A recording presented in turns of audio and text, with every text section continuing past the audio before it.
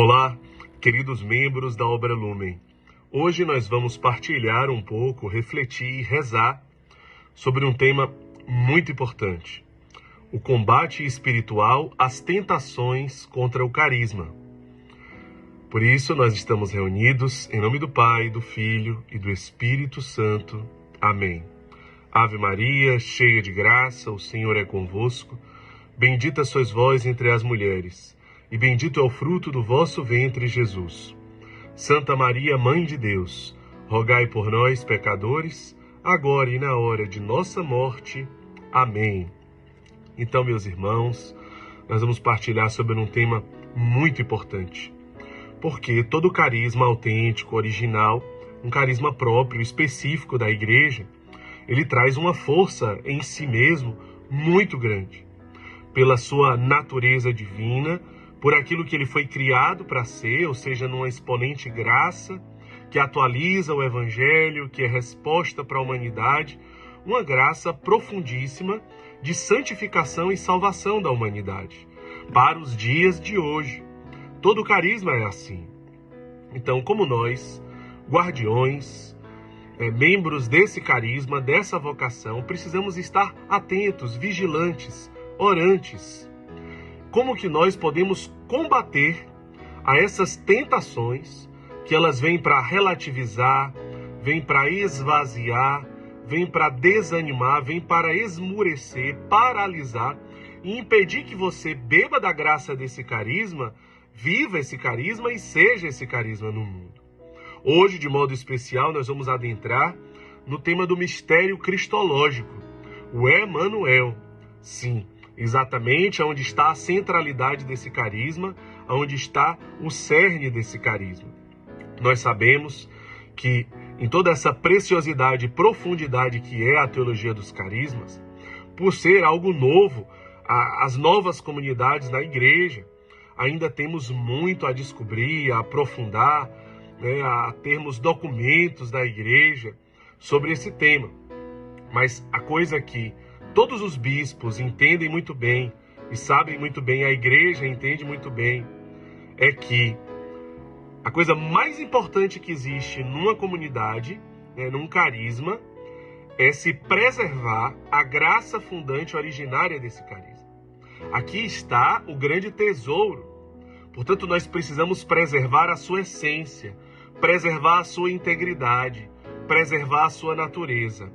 Esse ponto é o ponto mais importante que pode haver daquilo que a Igreja já entende, já acredita e já conduz o seu pastoreio dessa forma. Portanto, um bispo numa diocese, quando olha para um carisma, todo o seu olhar de pastor, ele sempre é assim. A gente sempre percebe isso nos bispos. O desejo de pastorear guardando e preservando a integridade, a natureza, a essência, a graça fundante originária desse carisma, porque é lá que está o depósito e a graça extraordinária que vem como meio de santificação e de salvação para a humanidade, como uma resposta específica. É lá que se fecunda, é lá que se potencializa, é lá que se impulsiona, é lá que se gera os frutos. Portanto, nós podemos trazer aqui, por exemplo, uma frase muito conhecida da teologia dos carismas. Quanto mais a gente adentra no mistério, mais se apaixona. Atualizar todos os dias. Esse fascínio só cresce quanto mais adentramos nele. Toda ação que não nasce de uma experiência mística com o mistério do carisma é estéril. É estéril. Portanto, vocês veem aqui onde tem a fecundidade.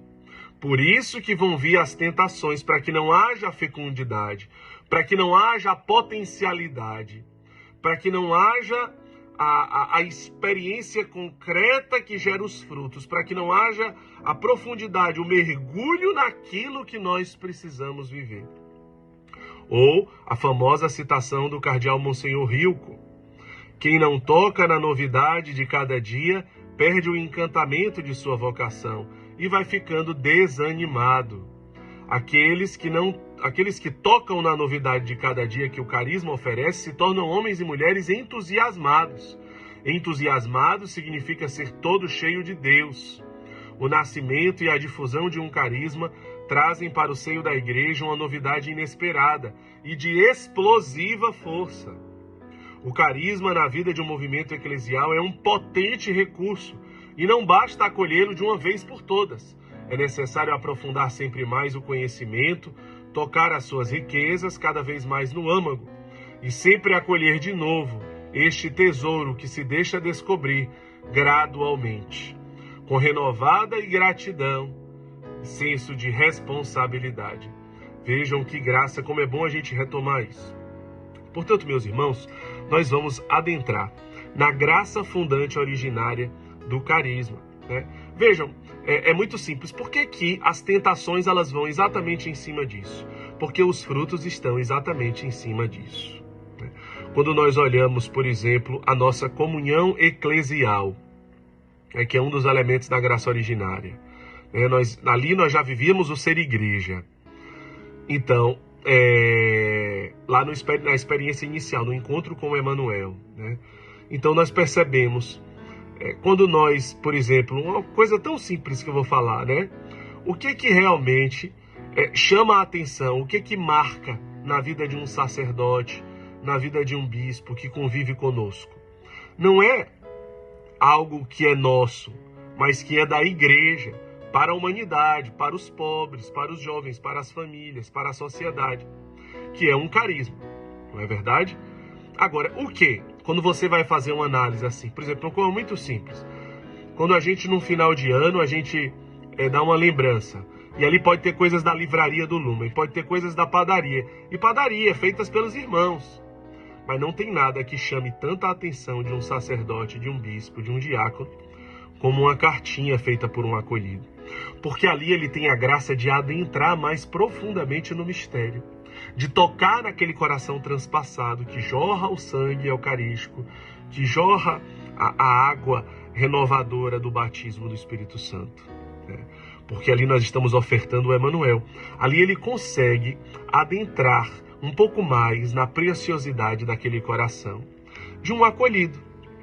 Mas por quê, né? Vem uma camisa bonita, vem coisas bonitas da livraria, vem materiais bacanas da padaria, mas o que mais toca o coração do padre? A cartinha do irmão, né? Ou então, quando numa missa a gente leva Jesus abandonado ali no ofertório, ele abraça, olha nos olhos e fica meditando aquela foto. Ou quando numa visita a gente leva um irmão e ele faz uma experiência com o irmão. É tão simples. O que mais toca o coração das comunidades irmãs, né?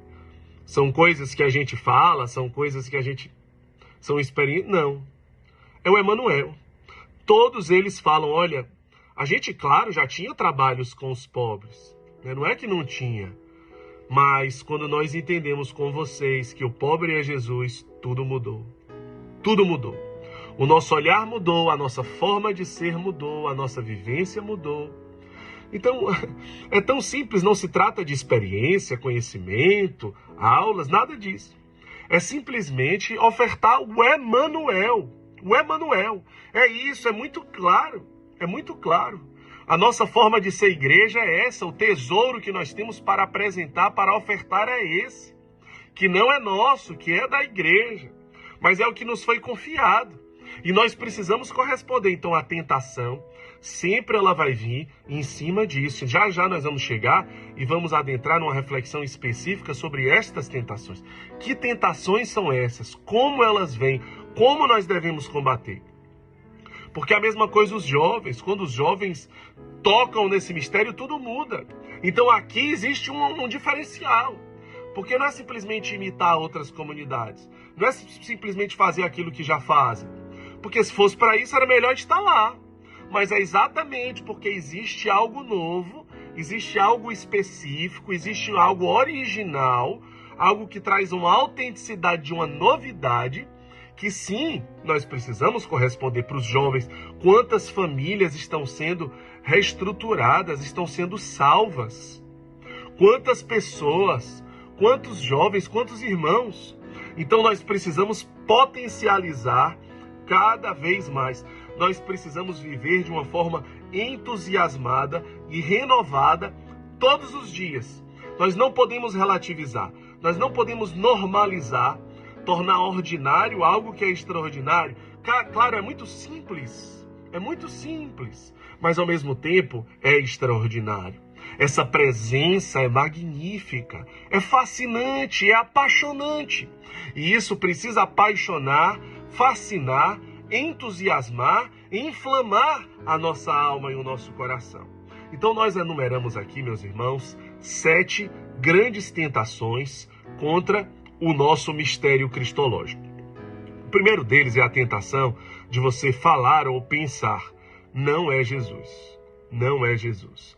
Por vários motivos. Pelo histórico da sua vida, você pode ter tido experiências ruins com os pobres, com um irmão em situação de rua, com uma criança numa comunidade carente, com um idoso. Por conta da sua história, ou por dificuldades, por preconceitos, por barreiras, ou por várias outras coisas, você dizer ou pensar: não é Jesus. E quando alguém fala isso para você também, isso é uma grande tentação. Veja, nós estamos aqui, meus irmãos, falando de batalha espiritual. Batalha espiritual. Então, o inimigo, ele tem pavor da verdade evangélica, de Jesus do verbo ter se feito carne. E foi por isso que Lúcifer se rebelou. Lúcifer, ele se rebela exatamente porque ele não aceita se baixar para um Deus que se faz carne. Ele tem pavor disso. O coração vaidoso e orgulhoso de Lúcifer não aceita se render a um Deus que se faz carne, que se faz homem. Portanto, o inimigo nunca vai querer que você acredite na verdade evangélica, que é um anúncio do evangelho. Que a igreja, que o magistério da igreja, que os santos, que os documentos afirmam sim a Jesus, de uma forma passiva, não ativa, ou seja, não se trata de graças operandi, não é que tudo que emana do pobre é graça de Deus, tudo que ele fala e faz é graça de Deus, mas sim, tudo que nós fazemos ou deixamos de fazer para com ele, é sim para com o próprio Cristo. Foi ele quem falou: foi a mim mesmo que o fizeste, e foi a mim mesmo que deixastes de fazer. É Jesus, sim. E nós também não podemos relativizar essa presença. No sentido de dizer: é qualquer pessoa que está ao nosso lado. Não, não é qualquer pessoa que está ao nosso lado. Existe uma presença espiritual, que o Espírito Santo vem para todos, trazendo a presença do Cristo ressuscitado, que é uma presença espiritual. Sim, Deus está em todos, é óbvio, mas isso é claro. Aqui nós estamos falando nesse momento da presença encarnada, o verbo encarnado, carne sofredora de Cristo, obras corporais de misericórdia, que são aquelas que estão em Mateus 25. Eu tive fome, me deste comer, eu tive sede, me deste beber, eu estava nu e me vestiste, eu era enfermo, eu era peregrino e me acolhestes, foi a mim mesmo. Aqui são as obras corporais. Existem as obras espirituais de misericórdia, que aí vamos falar, evangelizar aquele que é mais distante de Deus. Sim, aquele que é distante de Deus é mais pobre do que o miserável, o que tem fome e o que tem sede. Mas aqui nós estamos falando de duas realidades e duas presenças. O nosso mistério cristológico está no verbo encarnado, Mateus 25, o pobre mesmo. E é claro que essa experiência da carne sofredora de Cristo, que não podemos relativizar, ela vai me impulsionar e vai me fecundar a amar a todos, ou seja, não vai me levar para uma experiência de uma resposta alienada e fechada apenas na realidade dos pobres, mas vai me levar para amar e evangelizar toda a humanidade sem exceção, todos. Agora, aonde que vai haver a fecundidade disso, ou seja, como uma fonte de espiritualidade e não de uma ação evangelizadora, será no verbo encarnado, no Emanuel, o Emanuel mesmo. Então, primeira tentação é não relativizar essa presença. É como se fosse, ou então, pode ser em qualquer um. Não pode. Não é o que a igreja e o evangelho nos ensina. Isso é muito importante para a gente ficar claro. Segundo ponto, tornar essa verdade normal e ordinária. Não é normal, é simples, é real, precisa estar no cotidiano da nossa vida, de uma forma muito simples. Mas nós não podemos normalizar, e simplesmente levar aquilo como se fosse qualquer coisa. Não é qualquer coisa. Não é qualquer coisa. Se eu participo da missa diária, eu não vou banalizar aquilo. Não, Jesus está atualizando o santo sacrifício no altar. Eu não posso banalizar, né? Eu estou atualizando ali todo o mistério da paixão. Então eu me uno a Cristo naquele momento. A mesma coisa. O verbo está encarnado ali naquele que sofre. Duas dimensões diferentes. A Eucaristia, graças operandi, corpo, sangue, alma e divindade. Mas estamos aqui falando do mistério cristológico, o Emmanuel. Não podemos banalizar. Ah, sim, está ali. Não podemos levar para o ordinário, né? E aí vai virando uma ação social. Aí vai virando um trabalho qualquer. Não pode, tem que ter apaixonamento, encantamento, fascínio, amor. Eu preciso realmente perceber um Deus fascinante, que é 100% Deus, mas também é 100% homem. Então ele traz para si toda a dor. Isso é encantador, né? Isso é incrível, meus irmãos. Isso é apaixonante. E isso precisa estar na nossa alma. Isso precisa estar no nosso coração. Quantas vezes nós percebemos que quando nós vivemos um retiro dessa forma, um evento, uma experiência, tudo isso vai reverberando, isso vai alcançando outras pessoas. Isso que Deus quer, e é o que o inimigo não quer. O inimigo quer que você viva de qualquer forma, que você banalize, que isso não gere frutos em você, não gere apaixonamento, não gere encantamento, né? Depois, terceiro, o carisma pode se desviar da sua essência se os guardiões do carisma não atualizam o mistério cristológico. Veja que frase forte. Uma outra. O encontro com o mistério cristológico atualizado nunca será todo experimentado. Sempre será uma fonte inesgotável. Portanto, a terceira tentação é que você não atualize essa experiência. Nós precisamos atualizar. Se nós não atualizamos, o carisma é desviado da sua essência. Sim, ele é desviado. As pessoas, elas costumam sempre querer que as coisas sejam do seu jeito. Eu gosto mais disso, eu gosto daquilo, eu gosto de imitar aquele movimento, eu gosto de imitar aquele outro. Gosto muitas vezes de ficar no comodismo. Aquilo que é mais fácil, né? Aquilo que é mais simples para você. Aquilo que te leva apenas para o seu egoísmo, para o relativismo, para o meu trabalho, as minhas coisas, a minha família. É muito difícil nos dias de hoje você achar que vai conseguir viver a santidade simplesmente no seu trabalho, na sua família, enquanto pessoas inocentes estão morrendo a cada instante. Enquanto pessoas não têm a graça de conhecer a Cristo. Enquanto pessoas não têm a oportunidade de ser amados. Então, no mundo da indiferença e do egoísmo, é muito difícil que eu consiga alcançar a santidade simplesmente vivendo o meu trabalho, a minha família, com esse discurso. Né? Então, muitas vezes eu vou querendo que as coisas sejam do meu jeito. Enquanto que o Emmanuel, através da atualização diária dessa experiência, ele vem me ensinando, ele vem gerando frutos, ele vem me tirando do comodismo. É isso que o Emmanuel faz, ele me tira do comodismo. Segundo, nós não precisamos comparar as experiências, né? Comparar com a experiência do outro, né? Comparar com o outro. Ele não precisa falar nada. Muitas vezes é naquele silêncio, naquela humildade, naquela simplicidade. Portanto, a quarta tentação é você ficar comparando, achando que tem que ter grandes emoções, grandes sentimentos, e que você precisa chorar, e que o irmão precisa falar com você. Não. É extraordinário justamente na simplicidade da experiência. É extraordinário justamente no silêncio da experiência. E você não pode ser ingênuo, né? Ah, é Jesus, então tudo que... Claro que não, né? Então, claro, precisamos ter cuidados, né? Precisamos ter prudência. Então, as mulheres nunca querer resgatar uma pessoa sozinha, entrar numa boca de fumo, levar irmãos da praça para as casas sozinhos, nunca. Precisamos ter muita prudência, sempre fazer em comunidade, comunitariamente, né? Com todos os cuidados, a obedecer os direcionamentos, com relação a entrar nas comunidades carentes, os horários, né? Não ir à noite, respeitar as regras, né? E etc. Quinta grande tentação, né? A experiência não está em uma pessoa. Né? Nós no Lumen, nós não temos referencialidades. Nós não referencializamos pessoas. Né? Então, o foco, a centralidade, a referencialidade está toda no Emmanuel. Está no Emmanuel. Então, nós precisamos ter também cuidado com uma coisa. Tudo está na graça fundante originária do carisma. Não é ficar olhando para pessoas.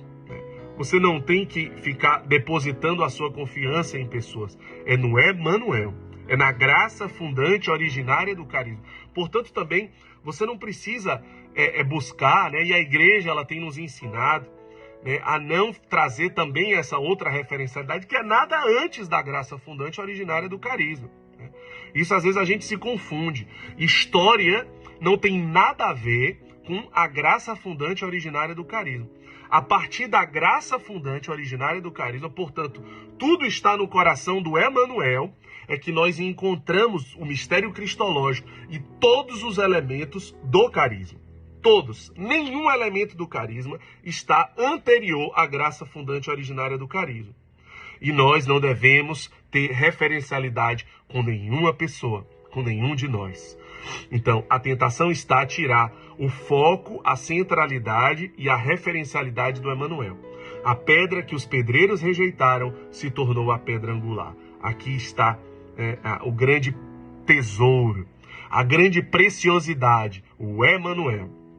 Sexta tentação, né, que seria nós não transformarmos a experiência do Emmanuel em frutos. Portanto, transformar a experiência do Emmanuel em vida espiritual. Sim, é isso que nós precisamos fazer. Trazer para a nossa oração pessoal diária. O Emmanuel, mesmo que eu não atualize naquele dia, não tenha a oportunidade de tocar na carne sofredora de Cristo naquele dia, eu preciso, na minha oração pessoal diária, ali na Santa Missa, onde eu estou atualizando, né, a paixão de Cristo, eu preciso fazer memória e adentrar no mistério do Cordeiro de Deus, do Cristo crucificado, que também está ali, jogado nas ruas, nos asilos, nos becos, nas favelas. Cristo está ali. Eu estou atualizando a sua paixão. Portanto, naquela missa eu saio mais apaixonado por Jesus abandonado e configurado ao ressuscitado. Então, eu não posso deixar de transformar esse mistério cristológico em vida espiritual, né? Em meditar todos os dias, em ruminar essa experiência de amor, em transformar o meu coração, em transformar a minha vida. Como é o Emmanuel, como é o movimento de descida do Emmanuel, de esvaziamento do Emmanuel, de perdão do Emmanuel. Vejam, né? Pai, perdoa, eles não sabem o que fazem. Um Cristo crucificado que ama os seus algozes. Um Cristo crucificado que se esvazia, que ama, que vai além, que rompe com todas as barreiras. Portanto, é o mesmo movimento que nós precisamos fazer. Viver um amor hesed, um amor misericordioso, um amor gratuito, que não espera reconhecimento, que não espera que as suas ideias prevaleçam, que não espera que a comunidade reconheça o seu trabalho, o seu ministério, o seu serviço, que não espera aplausos, mas que deseja o último dos últimos lugares. Então, permitir que essa experiência transforme o meu coração. E por último, a grande tentação em cima do mistério cristológico será o anúncio do mistério cristológico. A teologia dos carismas nos diz: um carisma que não testemunha uma parte da vida de Cristo atualizada não é autêntico. É por isso que tem que haver uma especificidade. É para isso que um carisma nasce. E existe uma especificidade da vida de Cristo que nós precisamos anunciar. Somos chamados a tornar Cristo mais amado e mais conhecido através do anúncio desse mistério. E se nós não fizermos isso, né, consequências serão geradas na humanidade. E é por isso que o inimigo quer tanto relativizar. E é por isso que o inimigo quer tanto obscurecer esta verdade, esta efervescência, esse apaixonamento, porque ele não quer que você anuncie. Ele não quer que você anuncie Mateus 25, ele não quer que você anuncie as obras de misericórdia, ele não quer que você anuncie essa presença encarnada, ele quer que você fique relativizando, falando um pouco de cada coisa, mas que na verdade não traz o peso, a força, a efervescência exatamente de um mistério específico da vida de Cristo. Através da música, da composição, do canto, das artes, do teatro, através da comunicação, das postagens, dos vídeos, das artes, das pregações, do pastoreio, da intercessão, através da evangelização. Sim, nós precisamos. Veja, meus irmãos, que graça. O movimento do Emmanuel, Um movimento de descida, um movimento de perdão, um movimento de esvaziamento, um movimento de ir ao encontro, de sentir as dores do outro, do amor hesed, da simplicidade, do último lugar, da santidade. É tudo isso que esse mistério cristológico vai gerando em nós. Por isso que o inimigo quer relativizar, por isso que o inimigo quer obscurecer. Aí vem a tentação da tristeza, a tentação do isolamento. Sim, você não precisa da comunidade, não precisa dos irmãos, não precisa ir para os seus grupos de oração, o grupo de acolhida, o grupo de aprofundamento, a realidade vocacional, não precisa participar. Você não precisa ir para a família vocacional, não precisa do bom pastor, não precisa ter acompanhamento. Você pode se isolar. Então a sua vida pode ser pautada somente no ter. Então é a sua profissão, porque você precisa ganhar mais dinheiro. É o poder, porque você precisa ver a sua ascensão profissional. Isso precisa se tornar a coisa mais importante da sua vida. Status, aplausos, reconhecimento, curtidas, comentários, né? Então conquistas pessoais. Então isso vai tornando você quem você não é. Mas o Emmanuel pode resgatar a sua identidade. O Emmanuel pode resgatar a sua essência. Tudo aquilo que é desobediência, falta de humildade, murmurações, julgamentos, mornidão, podem ser reconstruídos pelo Emmanuel. Toda tentação de orgulho, de vaidade, pode ser reconstruído pela grande resposta que é o Emmanuel. Veja, o Emmanuel, causa de juízo, condenação ou salvação. Mateus 25, os da direita, vinde benditos de meu Pai, porque eu tive fome e me deste de comer. Porque sim, era eu mesmo. Os da esquerda, apartai-vos de mim, malditos, porque eu tive fome e não me deste de comer. Sim, era eu mesmo. Salvação ou condenação, o Emmanuel. Quando os fariseus perguntam, Senhor, como fazer para ter a vida eterna? E aí Jesus conta a parábola do bom samaritano. Os outros dois estão indo para a igreja. E aquele outro, que era o samaritano, que tinha tudo para não parar, é o que para. É o que cuida das filhas daquele homem jogado na calçada. É o que para, é o que ama, é o que cuida, é o que se esforça, é o que paga a hospedaria. E aí Jesus pergunta, então, quem você acha que é? Depois o Epulão e o pobre Lázaro. O Epulão está no inferno até hoje. Por quê? Porque não enxergou o pobre Lázaro jogado na calçada. E o pobre Lázaro está no céu. Então, meus irmãos, tudo isso é muito sério. Tudo isso é muito profundo. E o inimigo não quer. O inimigo não quer que nós apresentemos o pobre Lázaro. O inimigo não quer que nós apresentemos o Emmanuel. E como tudo isso alegra o coração de Deus.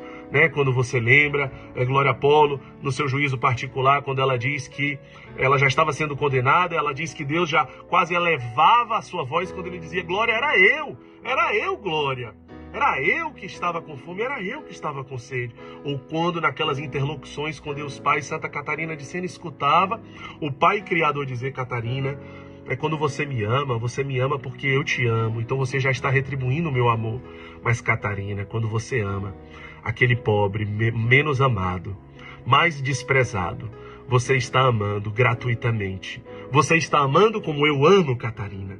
Que alegria é ver você amar como eu amo, porque é assim que eu amo. Eu amo você antes de você me amar. Eu amo você por primeiro. Eu amo você sem esperar nada em troca. Eu amo você não porque você é boazinha. Esse é o movimento do Emmanuel. O Emmanuel nos ensina isso. E o inimigo não quer que você entenda, ele quer relativizar. Então nós precisamos combater o bom combate. Você, meu irmão, precisa ser um exemplo. Um exemplo de alguém que é apaixonado por esse mistério cristológico, por alguém que transborda esse mistério cristológico, por alguém fascinado, apaixonado. E de uma forma muito simples, você apresenta para a humanidade, para os seus familiares, os seus amigos, os seus conhecidos, aqueles que te rodeiam, esse mistério maravilhoso. Você jamais pode ser aquele que relativiza, aquele que murmura, aquele que reclama, aquele que é desanimado. Desanimado significa sem alma, é uma pessoa sem alma, uma pessoa desanimada, morna, fria, que tudo é o ordinário e que faz porque tem que fazer, porque já está. Não, de jeito nenhum. É isso que o inimigo quer.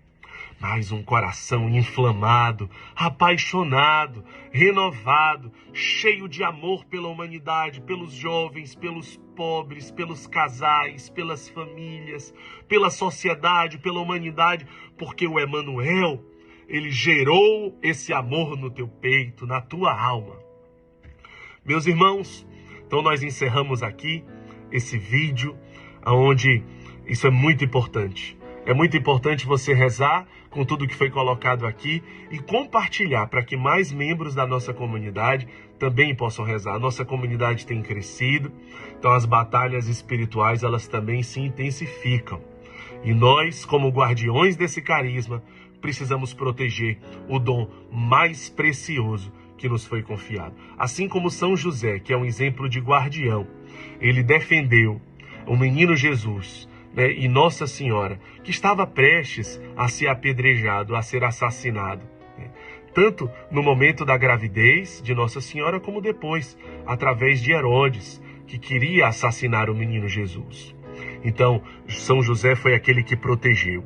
É assim que você, filho da luz, discípulo vocacional, postulante e os demais membros da nossa comunidade que se reconhecem como portadores desse carisma, precisamos nos colocar como defensores, aqueles que salvam as vidas, defendendo com radicalidade toda a integridade, a natureza, a graça fundante originária, a fundação desse carisma, o Emmanuel, o nosso grande tesouro precioso. Que Deus nos abençoe, em nome do Pai, do Filho e do Espírito Santo. Amém.